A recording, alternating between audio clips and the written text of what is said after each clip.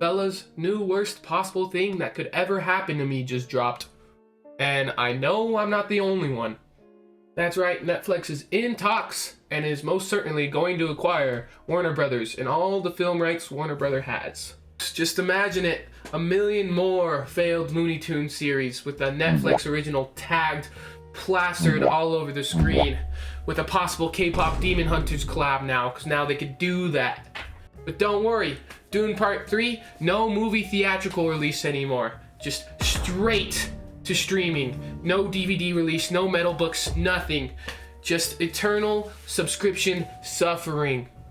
And possibly the worst thing that could ever happen. Batman Part 2, Bandersnatched. That's right. I look really chopped, but I just woke up. But I just really wanted to hate on Netflix today. Like, why do billion-dollar companies always have to win? Why do they have to win, dog? It's like straight out of a movie. Brought it back. And you know what? I get that streaming services are good for some people. I understand that not everyone wants to go to the movies. Sometimes theater etiquette is gross. There's some kids who eat hot dogs, who burps, and it's disgusting. Some people go to work and just want to sit on their couch and watch a movie alone. Perfectly okay. Perfectly valid. Okay, I put my hat on because I was looking too bad. But, I mean, Netflix isn't the only villain here. Warner Bros., who has been very anti-film already with also having a failed streaming service, freaking HBO Max to just Max back to HBO, canceling a bunch of movies and putting them into, like, turning them into, like, tax write-offs. They're just equally as terrible. But in the end, it's the theaters that end up being hurt. I mean, just imagine, like, what if Barbenheimer didn't exist? Barbie was a Warner Bros. Movie. Greta Gerwig wouldn't have gotten the love that she deserved for that movie. Oppenheimer probably wouldn't have been as much a hit because it was kind of became a meme of a double feature. Movie theaters would die. They would just die. I think we also forget the sheer size of Warner Brothers. I mean, they own so much franchises. Like I said, the Lord of the Rings, Dune, the Lego movies, the Final Destination franchises. We're not even talking about TV series. I mean, they had The Penguin, Game of Thrones. Like, this is a crazy merger if this happens. I feel like we just stabilized from COVID, and this is just another big hit to the film industry and Hollywood in general, and it's such a bummer for people who like movies. And I was looking forward to some of the Warner Bros. Movies in theaters as well. Not to say that they won't be released in theaters. Apparently, Netflix, quote-unquote, expects to release Warner Bros. Movies in theaters still exclusively, just with the added context of it being straight to streaming at like 3 days after. I bet. I put money on that. There is a little glimmer of hope, however. Our Lisan Al-Gaib of Hollywood, the Writers Guild of America, protected us against AI.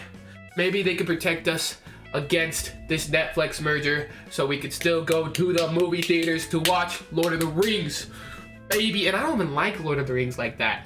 I mean, we have the GOAT, Directors Guild of America, led by Christopher Nolan, the OG Warner Bros. Hater, coming to talk to Netflix about this whole situation and hopefully save cinema. So that's nice.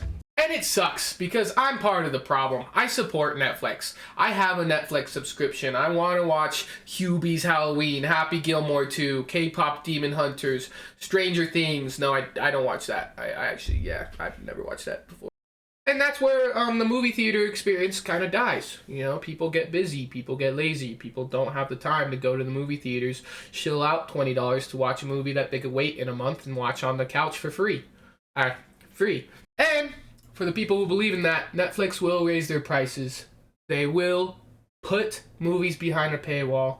They will advertise more and more so they could get their money. It's just strange to me because streaming services have become the sole thing they wanted to destroy.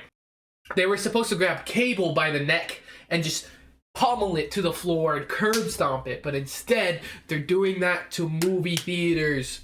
All for ads.